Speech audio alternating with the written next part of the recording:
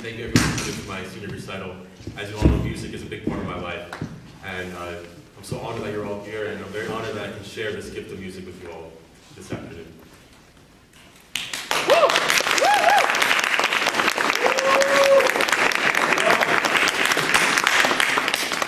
The first piece I'm going to play is an etude by Jean Sibelius, Opus 76, number 2. So etude is French for exercise, or study in French, and these etudes are meant to be played fast, and they're meant to be difficult technical works.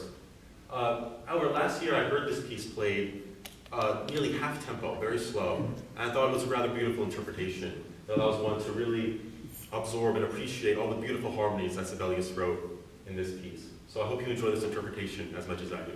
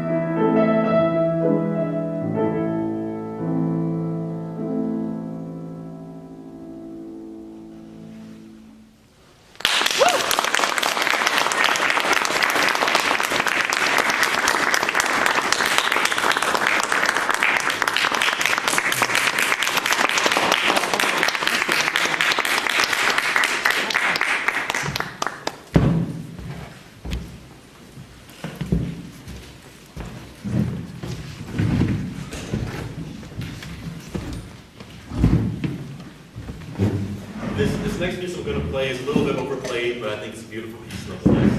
It's Liebesstraum number 3 by Liszt. The word Liebesstraum means, it's German for love dream, or a dream of love.